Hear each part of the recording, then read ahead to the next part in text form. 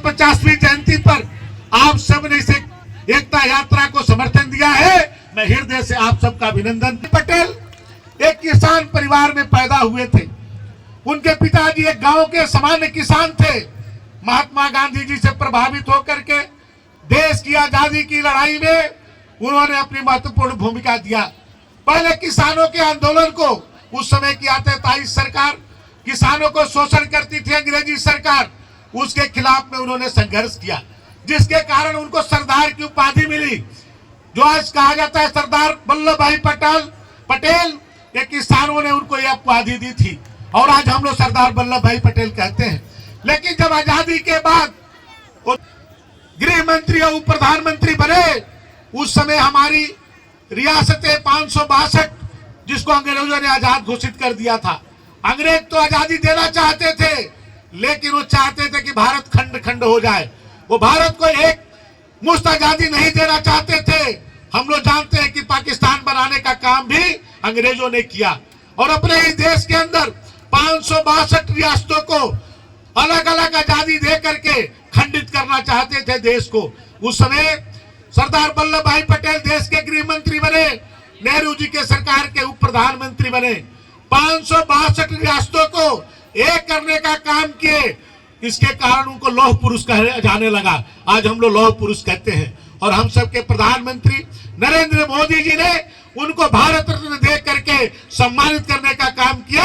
इसलिए हम लोग भारत रत्न सरदार वल्लभ भाई पटेल की हम लोग उपाधि देते हैं। इसलिए मित्रों, आज हम सबको अपने देश के ऐसे महान नेता को याद करना है, उनसे प्रेरणा लेकर के देश को एकता और अखंडता में हम लोग अपनी योगदान देने के लिए भी संकल्प लेना है, क्योंकि अब देश की दूसरी आजादी नहीं की लड़ाई नहीं होने वाली है। हमारे देश के प्रधानमंत्री मोदी जी कहते हैं कि जब 2047 में भारत के आजादी का 100वां वर्ष मनाए, उस समय हमारा भी कुछ योगदान हो, क्योंकि जो 25 साल का एक कालखंड है, इसको अमृत काल कहा गया है 2047 तक। उसमें हम सब भी अपने अपने स्तर से जो भी योगदान देंगे, वो हमारे देश के स्वतंत्रता संग्राम सेनानियों के लिए बड़ा योगदान होगा।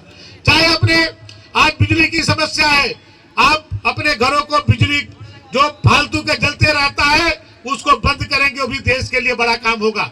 आज स्वच्छता की बात होती है, यदि अपने अपने घरों के सामने, अपने अपने मोहल्लों में यदि स्वच्छता की चिंता कर देंगे तो वो भी एक देश के लिए बड़ा काम होगा।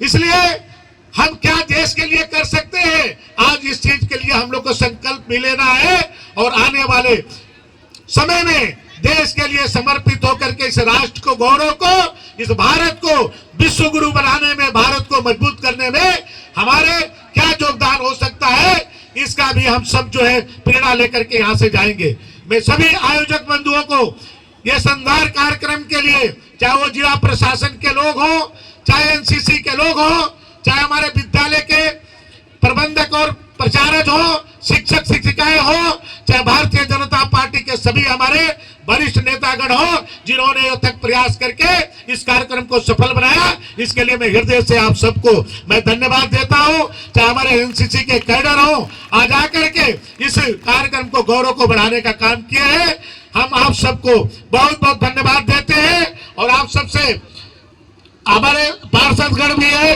और उनको भी मैं धन्यवाद देता हूं। और शपथ लेकर के हम लोग शपथ होगा, मैं आप सबसे बोलूंगा, आप लोग खड़े हो जाएंगे। खड़े होकर के आज हम लोग राष्ट्रीय एकता दिवस पर शपथ लेंगे।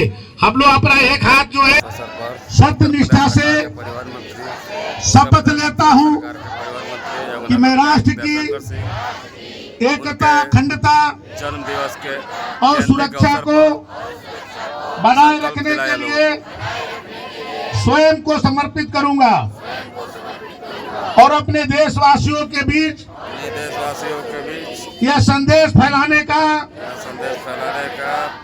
भी भरसक प्रयत्न करूंगा। मैं यह शपथ अपने देश की एकता की भावना से ले रहा हूं।